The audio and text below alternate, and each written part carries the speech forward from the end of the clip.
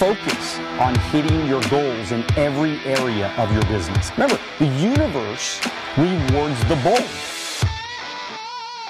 A leader has to take the risks. Welcome to the Wealth on the Beach podcast. My name is Daniel Alonzo, and as always, I'm your host. I'm bringing you some of the greatest minds in the world. We are talking about money. We're talking about sex. Could you imagine? We're not talking about sex today, all right? So I really screwed that one up that time. That was just, was that a Freudian slip? Is that what they call that? You know, we should actually keep that in there. Okay, all right. That's really funny. What? You're talking about money, you're talking about sex, you're talking about... Who knows? We might be talking about sex today. So that could we might go there. That could be a topic, all right? So we're talking about everything with the awesome Ashley. And then can I get this right? Should I say your full name? Is it Ashley Hann? Yeah, Ashley Hann. That's not my full name, but that's what I go by. Ashley Hann. That's what you go by. Okay. All right. Well, we are talking to the incredible Ashley Hann. I'm just going to keep all that in there. You know what? Screw it. Right? Let's just have a conversation. It's amazing. Let's just talk, right? Let's just have some fun here today. She is a branding and marketing strategist, best selling author, speaker, mission-driven entrepreneur. She was a marketing director actually for the Shark Tank, ABC's Shark Tank company, and she helped the company grow by like 500% within the first year and landing as the #1 fastest growing private company in San Diego. What a studette she is.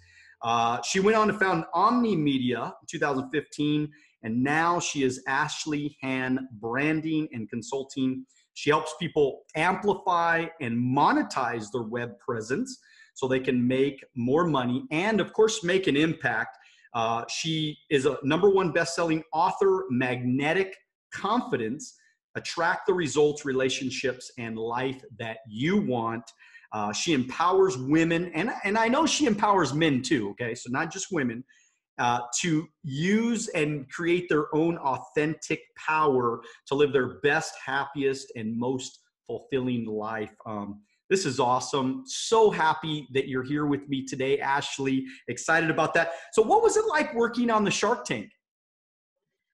So that was a Shark Tank, Mark Cuban company. When I came in there, they had just been, it was season 3 of Shark Tank. And so Mark Cuban ended up investing in the company. It was called Tower Paddleboards.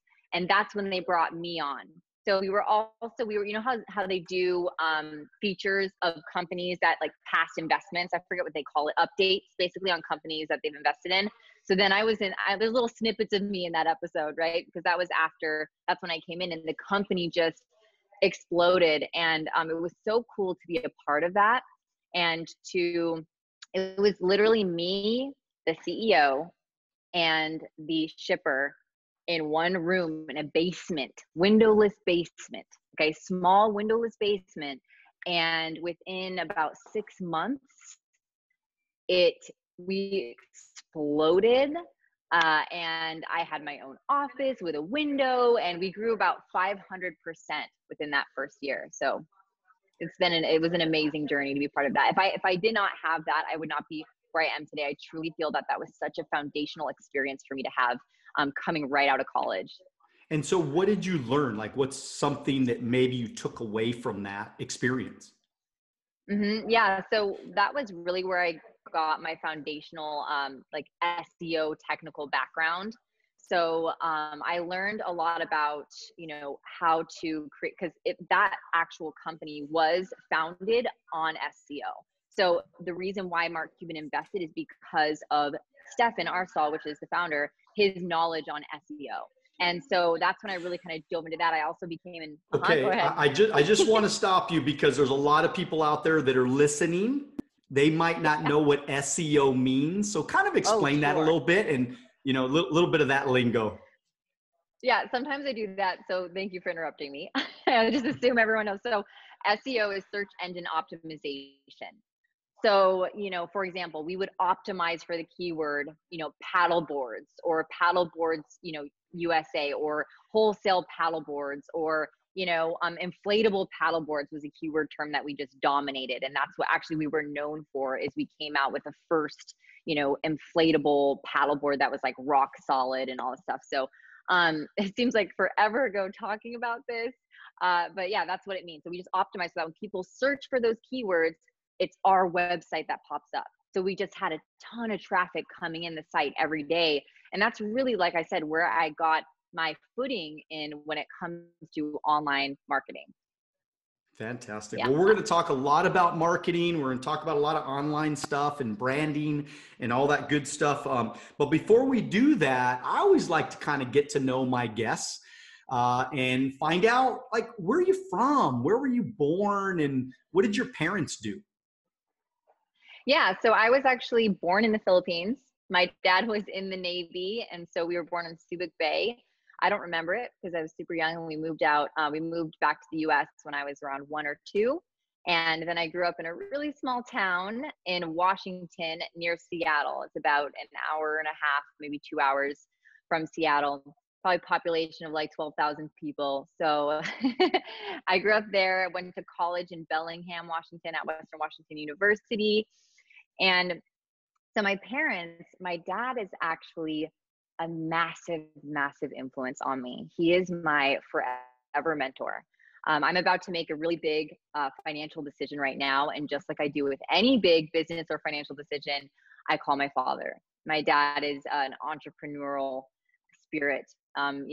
He's that breed. And he's the one who really, I feel that's where I got that inspiration from, is when he went off on his own. He told me his whole story when he was 29 years old. He's in the real estate industry. So he went and started his own mortgage company, and he's just always been so successful. And he's always had that optimistic, positive, powerful perspective that, I mean, I could go on and on about my dad, but he is a dream dad for me. And I don't know where I would be without him to this day. So that's my father. And my mother is my best friend.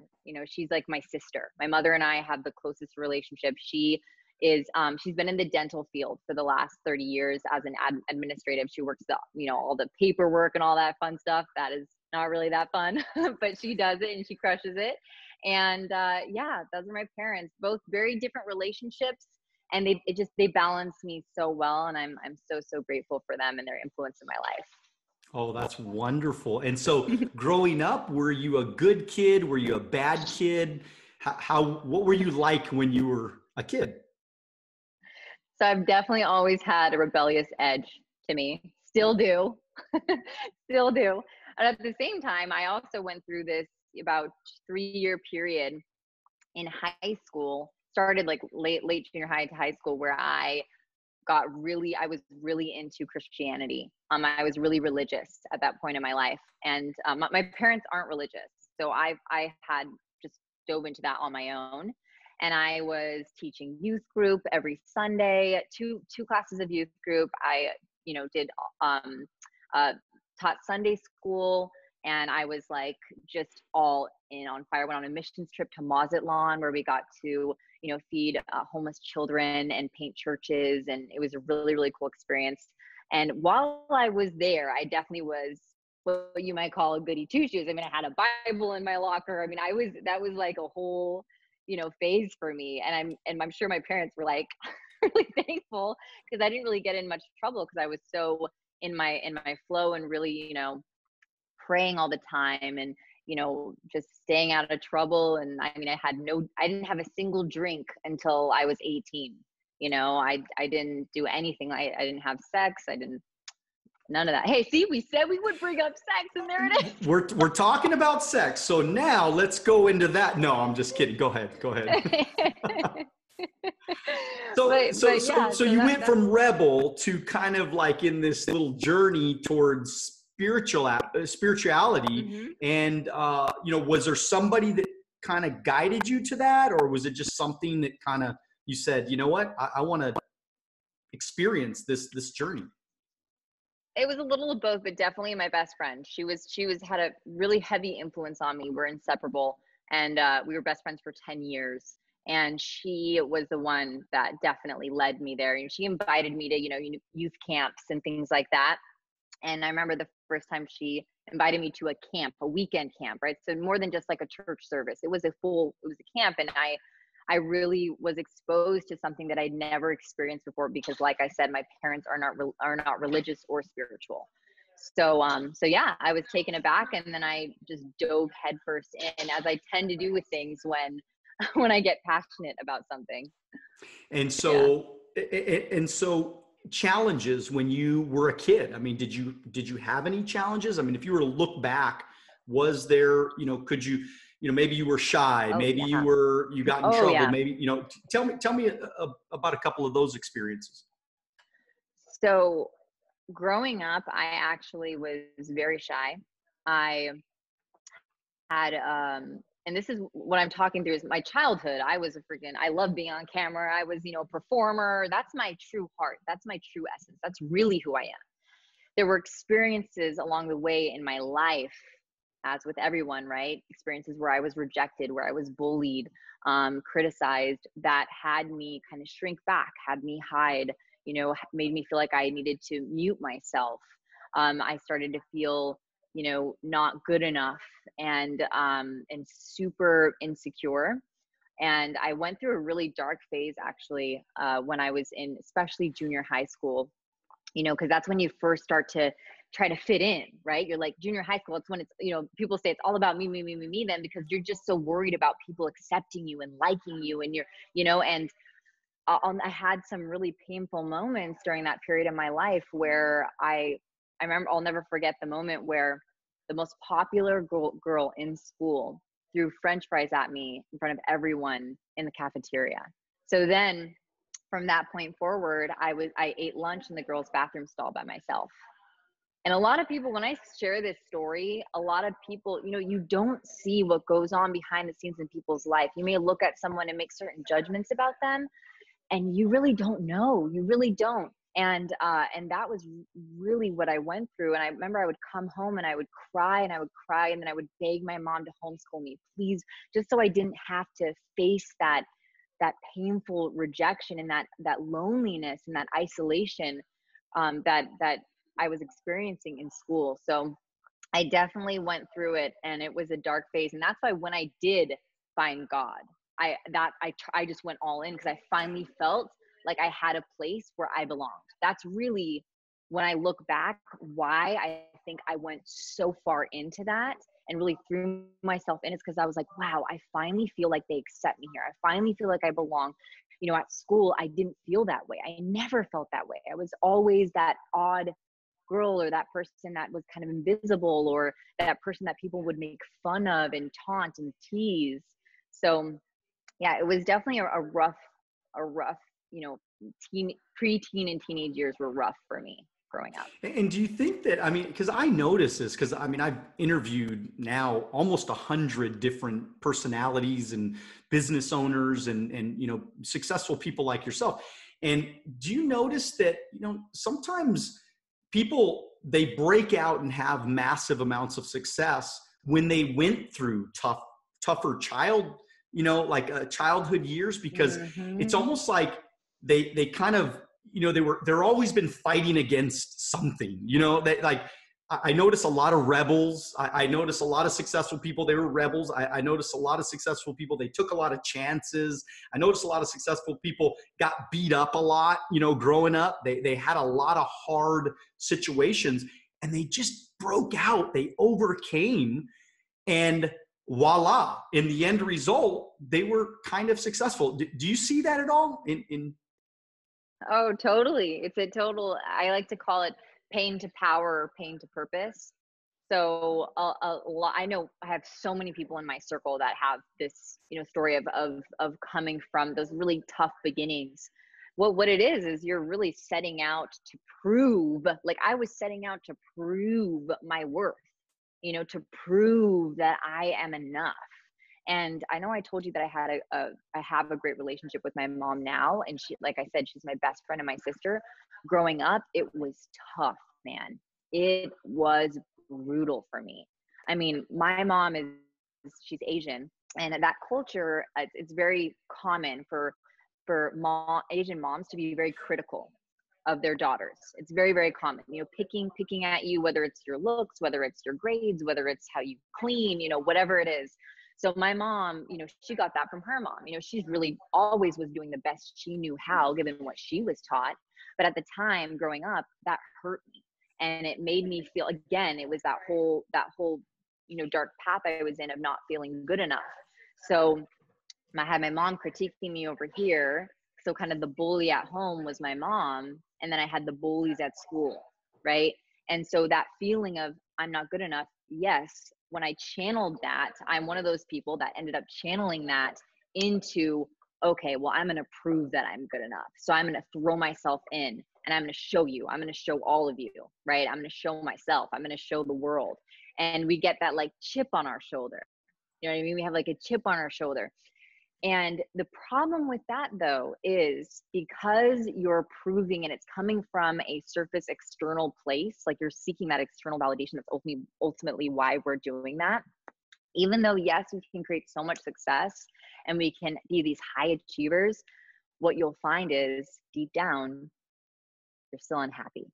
Deep down, you're miserable. Deep down, you're not aligned. Deep down, there's something missing. That's a lot of things. I hear that all the time. There's something missing. And that's how I felt. I felt still the darkness. It was still there. What we resist persists. It didn't go away because I pushed myself harder. It stayed there and it actually kept growing because I wasn't dealing with it. And so as much as that can help us get started, it's not sustainable, right? There's going to be a breaking point where we need to confront, do the work, and actually do something for our own fulfillment, right? Not for getting the approval of mom, getting the approval of dad, getting the approval of society, finally feeling like you're enough, but for somebody on somebody else's terms. It has to be on your terms. It has to feel good for you. And that was a big lesson that I had actually 4 years ago, when I had my biggest transformation I've ever had was actually, it might be 5 years ago now. So yeah, that's my views on that. That's a really cool question. I've never actually been asked that before. So thank you for that. Yeah. I mean, I just, look, I feel like I'm a part of that as well. I mean, I was 21 years old. My best friend told me my business was a scam and he put me down and he told me, I mean, this was like my best friend. I mean, we did everything together and he made me feel so low and he made me feel so bad about what I was doing. And I was just trying to have a better life. I was just trying to succeed. I was just trying to break out of a life of mediocrity and lack of success. And I wanted to make more money. I wanted financial freedom. I wanted to be free. And so I think that was it. The day I drew the line in the sand, I became that rebel though, with the chip on my shoulder. And I just put my head down and I didn't pick my head up for 7 years.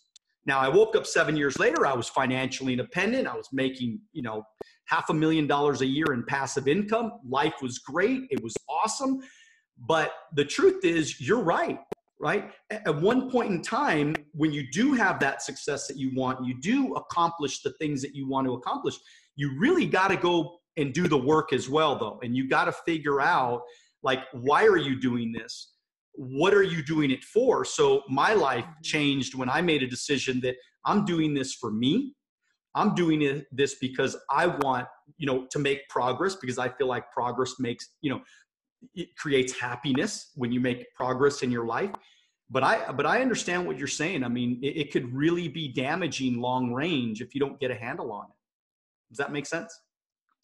Yeah, totally. And so many of us will experience, burnout because of that, because we're when we get things, when we're burnt out and exhausted all the time and having that kind of, that drained energy, typically it's because we are out of alignment. So what you said is exactly right, is we have this kind of surface purpose, is what I like to call it, this surface reason why you're doing what you're doing. Maybe it's just the cash, the money. I did that before. I know I used to take on clients because, it was a huge contract. So the money, when really deep down, did it really light me up? Did I really feel aligned with the work? No, but I did it for the money, right? That surface purpose. So when I coach my students and my clients, I always say, find a why that makes you cry. Find something that really, when you sit with it, and it doesn't matter, don't worry about judgments about it sounding selfish or whatever, because I've heard it all. Have a why that makes you cry, that really touches you to the depths, because that is the true fire beneath any desire that you have. That's really what's going to have you every morning wake up excited, happy, and fulfilled, is because you're in your purpose. And there's no right or wrong purpose. There's just what's right for you and what feels good for you. And that really makes all the difference in the way and your quality of living.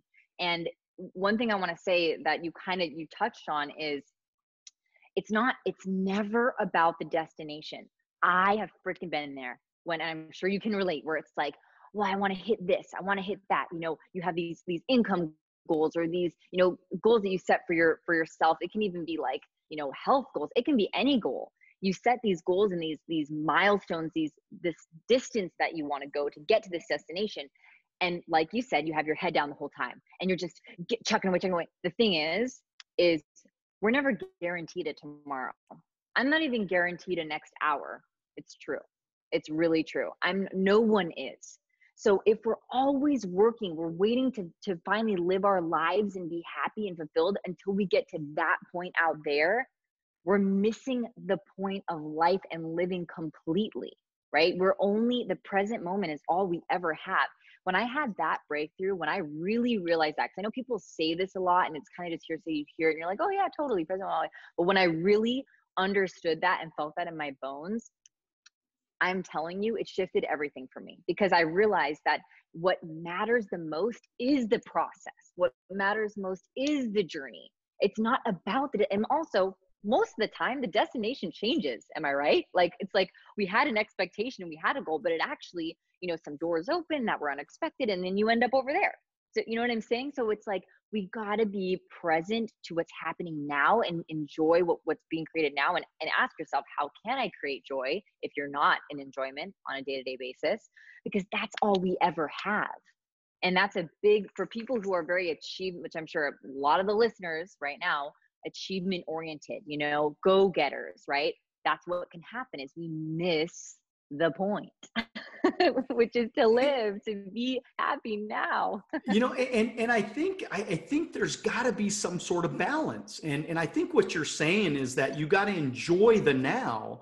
But the truth is, and I think the way you enjoy the now is exactly what you were talking about, right? You got to get up in the morning with something that you're passionate about, right? Like for me, it was financial services. It was helping clients. It was, putting together financial plans for people. It was, marketing and building the brand and telling my story and teaching people and coaching and things like that. That was my purpose. I was jacked up about it. I do it for free. I spoke all across the country for free, like literally. I for the last 24 years, now people pay for my plane tickets and put me up in hotels and stuff like that, but they paid me $0 to fly all across the country and Canada for the last 24 years. And I've done it for free. Why? Because I love it. Because when you love something, you're willing to do it for free. But what's attractive about that is that people love to be around people that are passionate about what they do. And so it's funny how you end up making more money in the long run, right? Because you're willing to do stuff because you love it. Because then people follow you because they want to follow people that love what they're doing, right? And so does that kind of make sense a little bit? Oh, totally. When you're on fire for what you do, absolutely. I mean, it's what you're explaining is it's contagious. It really is. Even like when I say this to you, when I coach my clients sometimes on selling is simply an exchange of confidence, an exchange of passion. So you show up and you're freaking passionate and you're lit up. We reflect each other, humans. We can't help it. It's part of, we have mirror neurons. We reflect each other. You'll start to notice, you'll even be sitting down with someone and you'll start to notice yourself kind of doing the same pose as them, and then you're like, oh, I'm kind of sitting the same as them. That's what we do. That's how we connect, right? It's how we operate. And so when we show up and we're freaking on fire and we're lit up, we're passionate, we're confident, we literally will permeate them with that confidence and that passion, they feel it too. So it's absolutely totally, I love that you said that, it's contagious. And when you're doing something that you love, absolutely, you feel like you would do it. You do it for free because you freaking don't feel like you're working. You feel like you're like living your best life. Totally, totally. Okay, Yeah. you're a journaler. I know you're a journaler. I'm not much of a journaler, but you're a journaler. So tell me how we can all become better journalers. And, what do you journal? I don't know what am I writing down? So it's funny. I've actually gotten this question a few times. So with journaling, the biggest mistake about journaling is to think that there's a right or wrong way to do it. So what we got to bring ourselves back to is the point to why we do it, to the why. Why are we doing it? Okay. So a lot of times for me, I like to process things in a visual way, in also a physical way. So if there's something that maybe is bothering me, okay, there's something that's bothering me. This is one reason why I'll journal. I'll take myself through writing it out, getting it out, pen to paper. There's something about that physical act of pen to paper. The release of it feels really good. Because think about it, unless you were to sit in a room, this may work for some people too, and just talk to yourself, right? And just literally have a full-blown conversation with yourself. A lot of people don't do that. And so for me, the journal is where I can have that conversation with me, with God, that I can actually let things out in a safe place, right? Like I know it's my journal, it's safe here. And especially as a woman, and I think that I know plenty of men that journal. For me, I need a safe container to let things out. That's very important to me. And so when I journal, it's a release tactic. And so that's really why, the first reason why I do it is just to release anything I've been holding on to, that I know I need to work through. I actually have journaling processes that I teach that actually help people with getting started in releasing through journaling. And the other piece that I do with journaling is I'll actually just write out what I'm grateful for. That's another thing that I love to do. I literally write out pen to paper all the things that I'm grateful for in my life. And I'll go sometimes a full page, sometimes I'll go 3 pages because I'll start to get into detail of things. My third thing that I journal about is vision related. So I'll actually write out in detail how I envision, how I want my life to be in some respect, whether that's my relationship, whether that's, for example, we're about to buy a home. What do I want my dream home to feel like? How do I feel in there? Do I feel expansive? Do I feel creative? Right? I'm writing out the feelings, what I see. That is powerful. We're really tapping into it. We're getting clear so that when that house does show up, I'm going to freaking know, right? Because I already journaled it out. I already know. I've put the time in to connect with actually what I envision and what I want. So really, it's a way to connect with yourself is really the overall arching thing. It's a way to connect with yourself, to connect with your vision, and to release anything that you've been holding on to. That's pretty powerful. I mean, I think that's one area that I need to get better at is I want to start journaling. I want to start having those little conversations with myself to really, really get clear. I'm pretty good on goals. I mean, when I first started out in business, I wrote down 1 million goals. And I've just been checking them off. I'm like a list guy, I guess, right? I just check them off and I get them done. And I just feel like it's funny. Like I don't have a very good memory. I mean, my memory is very limited, and which is a good and a bad thing, right? I mean, sometimes I'll forget some things that people think I should remember, but the good part is that something happens to me, I kind of forget about it fast. Like something bad happens to me, I forget about it, and then I just move on, right? I just kind of keep going, and I just keep making progress and keep living life and keep enjoying this whole journey called life as much as I possibly can, and it kind of takes me to the next question about like dealing with people, because I think this is an area that a lot of people listening right now, you're talking to a lot of business owners, you're talking to a lot of entrepreneurs, like small business owners, small entrepreneurs, people making $50,000 a year to just call it $1 million a year, kind of in that range, right? And these people, they have to deal with people all the time. Like that's all we do is we deal with people. We deal with clients. We deal with new recruits because we're recruiting. We're a recruiting organization. We're always building relationships with new people. And some of those people are difficult. So how do we best deal with difficult people? You know, what's funny is I actually just did a post on this on my Instagram. So to deal with difficult people, the first thing, have you ever read the book, The Four Agreements, by chance? I have not, but I've heard about it, but I have not. Okay. For anyone who's listening who wants a great and easy book recommendation, it's an easy read, and it's one of the best books. It's on my top 10 list. You know, it's just one of those staples that I would read over and over again. One of the agreements in there is to not take anything personally. So what does that really even mean? And a lot of people, you've heard, that's nothing new, right? You've heard that before. What that really means is that if someone is being just straight nasty, and you're like, they're being straight nasty for no reason, like, this is ridiculous. You actually, in that moment, have got to tell yourself and realize, and even you can even say this to yourself as a mantra, is, hey, that's their business. It's not about me. The way that they're acting is not about me. And what the most selfish thing that we can do as humans is take things personally and make everything about you.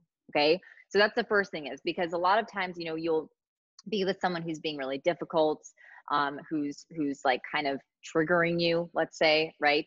And the reason we get triggered is because we're not grounded in the fact that how they're acting and what they're saying has everything to do with them and nothing to do with me. And when we can accept that as truth, we start to look at things in a separated way. So we're no longer attached to that person. We've removed ourselves from that person, you know? And this is something, again, like I spoke about earlier, we as humans, we like to connect to people. We kind of, especially if you're like me, you know, I'm a Pisces, I'm very like emotional. I can tend to merge with people, right? So I'm merging with them and I'm taking on their, I can't cuss on here, I don't think, but they're SHIT, you know? You can. Okay, I can. They're shit. Yeah. Yeah, their shit. You start taking on their shit. And you're like, wait a minute. No, hold on. This is their shit. It's not mine, right? It's not mine to take.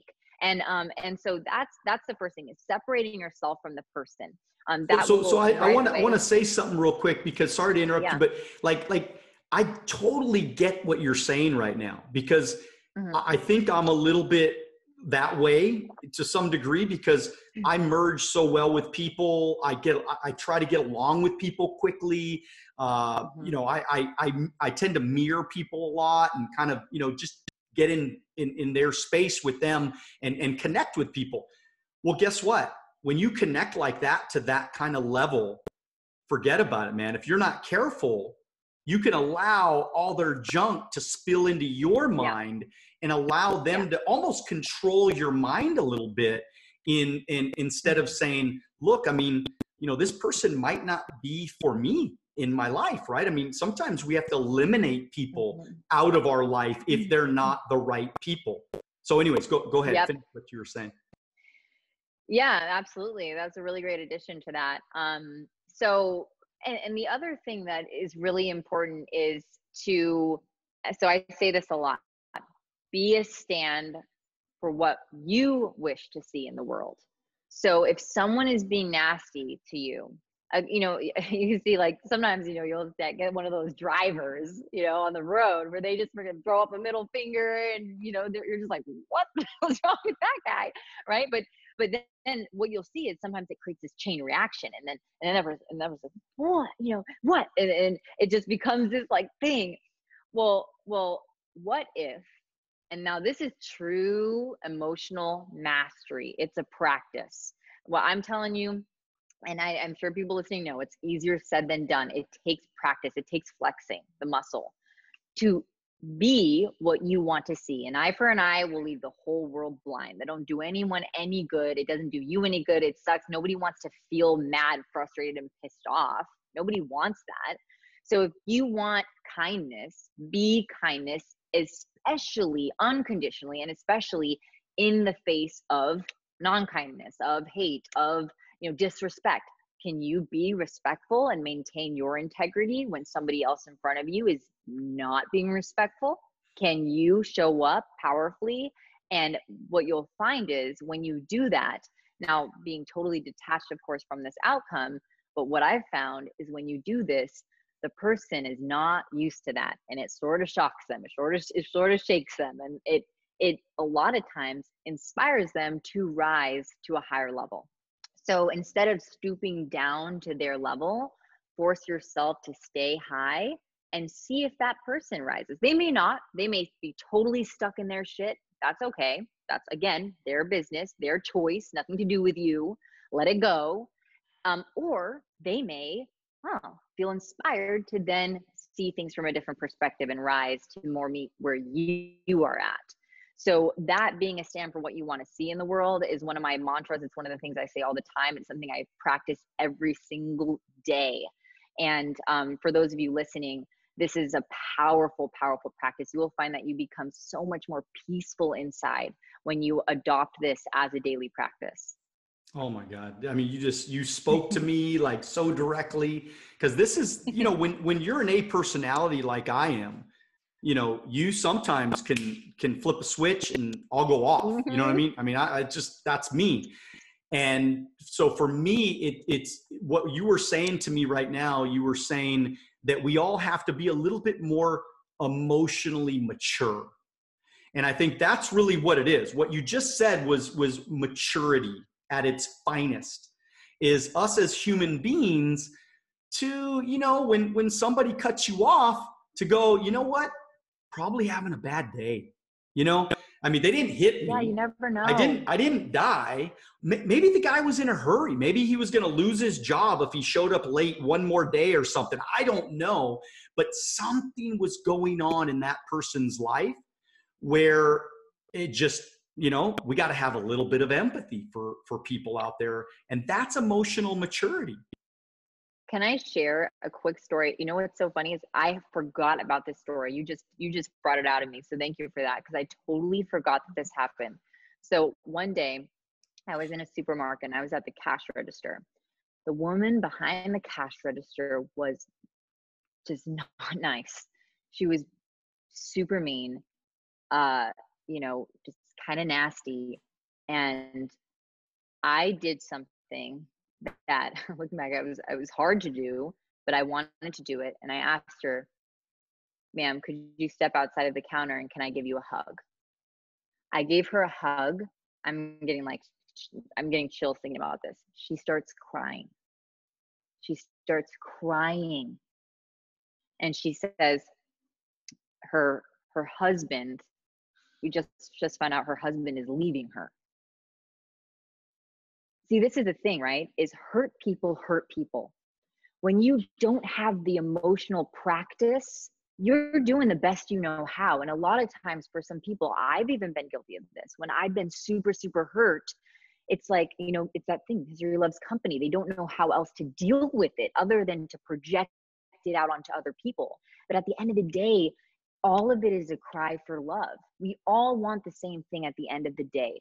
And this is why I'm one of the things I talk about a lot is oneness, because at the end of the day, we're all drops from the same ocean. We all want love and acceptance. Every single one of us, even the nastiest person who you think that person must want everyone to hate that person. No, that's the only way. Maybe they were taught that, they grew up with parents who were just nasty, and that's the only way they know how to get love, how to express love. That's all they know. So if we can just have a little compassion and give people the benefit of the doubt and just trust that we don't always know what's going on behind that face, behind that person's, exterior, we don't know. And if we can just have that compassion and give them the benefit of the doubt, you could really, that's how you transform this world one heart at a time. Seriously. Because you're actually coming from a place of love and acceptance rather than a place of destruction. Really, we're not adding to the destruction. We're now adding to the healing, right? When that woman cried, she was healing. She needed to release that. She probably didn't have a safe place to let out those tears. And in that moment, because I chose to instead, a lot of people would have put a block up, but I chose to give her a hug because I felt like that's what I needed to do. she was able to heal a little bit, to release a little bit, you know? So it's powerful. I think it's so powerful, and especially when so many people, what a great story, by the way, but I mean, so many people need, or because so many people work with other people, and that's all we do is deal with people. And if we don't get on the same level with people in a better way and connect those relationships in a good way, I think you don't get the best out of people when you're not treating them well. Like, we always say that everybody has a flashing sign on their back that says, make me feel special, make me feel important, make me feel like I am somebody. Everybody needs that. Yeah. And I think that that's it's a powerful story. And so the other thing the last thing subject that I want to hit on real quickly is why is it important that people brand themselves and market themselves in this new world? We're living in a Zoom virtual world. You are my you're my virtual friend. You know that, right? Like, you are my virtual friend. Okay. So, but how wild is that, right? I mean, like, it's a whole new world. How do we do better in this new virtual economy? Well, you just said it. That's why it's important. It's because we are, with the global condition, everything, if it wasn't already digital, it is digital. Okay. So we are all moving online. We're all creating, Zoom. My dad is in real estate. And like I said, like he's literally transformed the way that he does business.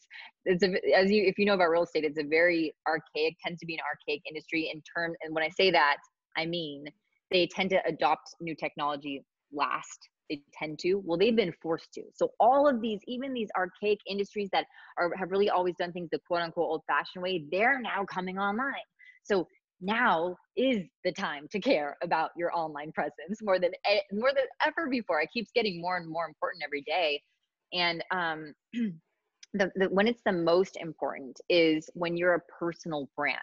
When you're a personal brand, that means that you're the face of your business. You're the reason why people work with you, right? There's no other person like Daniel. There's no other person like you, right? So that's why there's no other person like me. So your personal brand is unique to you. And when what I see a lot is these cookie cutter online presences where it's like, it doesn't express who you are. Like, you have a very unique personality, Daniel. You're very like expressive, and you've got passion in your voice, and there's certain things about you that are so uniquely your brand.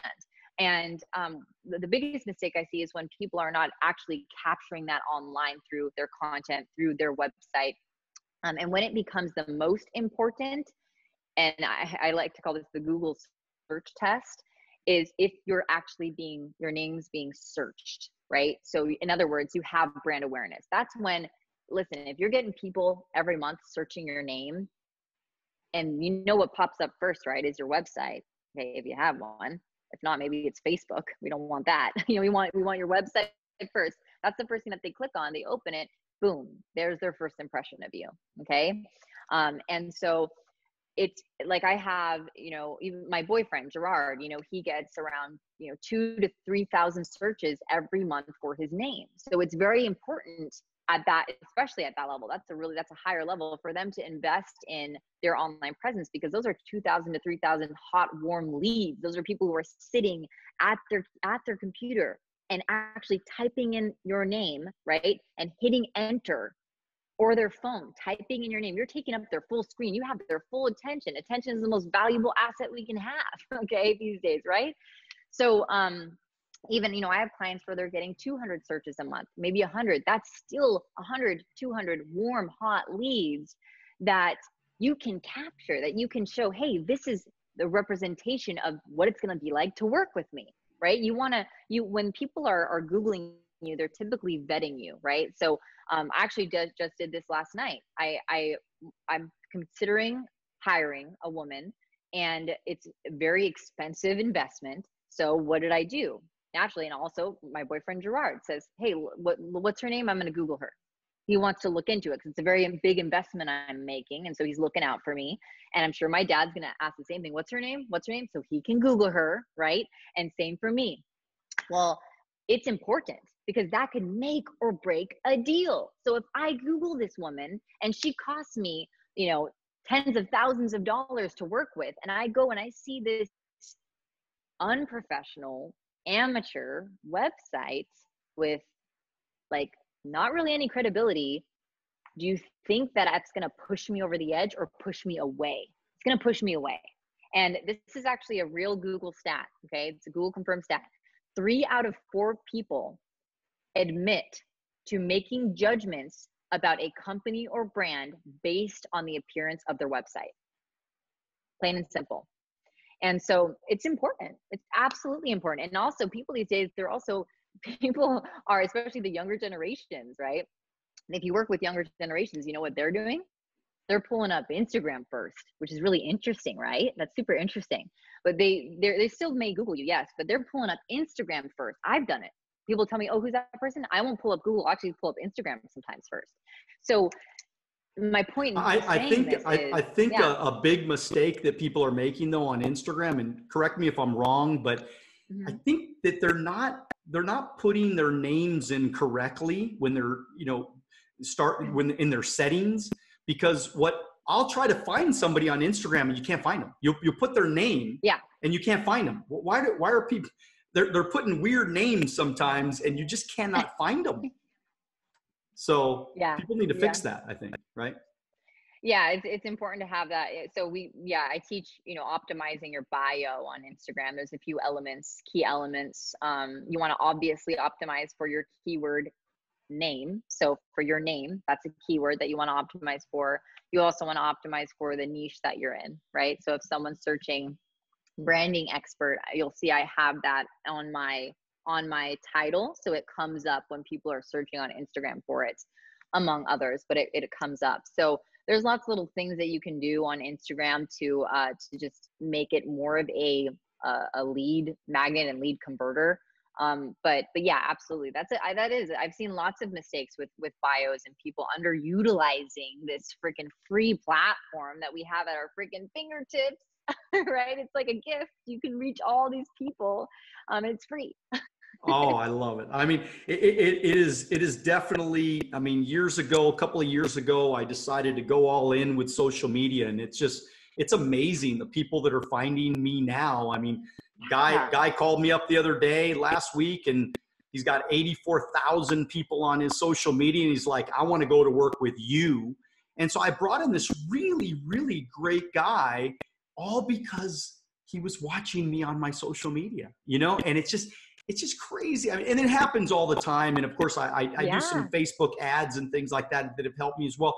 But people are underutilizing and not taking advantage of, I think, one of the greatest game changers for small business owners in the history of mankind.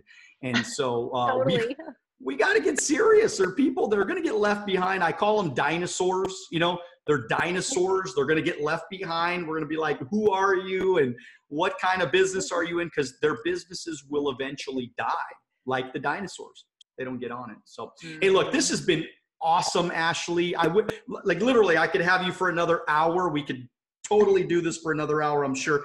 But I want you, because I know a lot of people, they're, men and women, they're going to be listening to this or watching it on YouTube or on Apple, Spotify or Apple iTunes. And they're going to be listening or watching and saying, who is this lady? Well, first they're going to Google you. All right. But they're going to say, who is this lady? How do I get in touch with her? How do I get to know her? Maybe I want her to coach me. What can we do to know who you are? Well, you absolutely can Google me. Ashley Hann, by the way, both. I've optimized for both. So I've got Ashley Hann, top result. I've got, and of course, there's no other Ashley Hannah Wacker, which is my full last name, by the way, guys. So it's a mouthful. And then Instagram, that's where I play. That's where I'm on there every day. So my Instagram is ashley.hann. That's Hann. And I'm super active on there. I've also been dabbling in TikTok believe it or not. I like to go in on new platforms and really test them out and kind of like, it's something I've learned from one of my best mentors, Gary Vaynerchuk, really going in and embracing platforms and seeing how, kind of we can crack the code early. So I'm in there now. And yeah, that's my daughter, by the way, my 14-year-old yeah. daughter, she does not want me on TikTok. She says, Dad, that's embarrassing. All right. So I'm trying to crack the TikTok code. I'm like, will you teach me? She's like, no, Dad, I am not going to teach you. I'm not giving you any information. You're going to have to figure it out on your own. So anyways, that'll be another topic for another podcast. You could teach me how to use TikTok. But anyways, go ahead, proceed. Well, I was just going to say, I also have a podcast show like you do, and I have my book, which is on Amazon. So. And what's your podcast name? The Ashley Hann Show. Nice and simple. Nice and sweet and simple. And then your book name? Magnetic Confidence. And if you just search Magnetic Confidence in Amazon, it'll pop up right on the first. That's awesome. Yeah. Well, Ashley, I really do appreciate everything. You guys do me a favor. If you guys are watching, listening, you know the drill, man. Go and follow Ashley. Go and buy her book.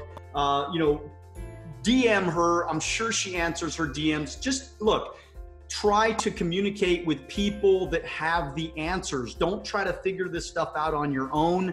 There's plenty of information out there, and there's a bunch of people like myself, like Ashley, that really want to help you drive your business to get to that next level, and then ultimately have like a fulfilling life, like to live it in a good way, to be fulfilled, to be happy, to be healthy, to like have a more fun experience, man. Because at the end of the day, man, we don't know when it's going to end, right? It's life is a flicker, man. It goes just like this, and we better enjoy the ride, man. That's it. We got to do it now. We got to fight for it now. We got to believe in it now, and we got to go do it now. So, hey, look, thank you again, Ashley. We appreciate you and all of your wisdom and advice today. That's it. Dream bigger, everybody, but make sure that you do it now. God bless you. We will see you at the top.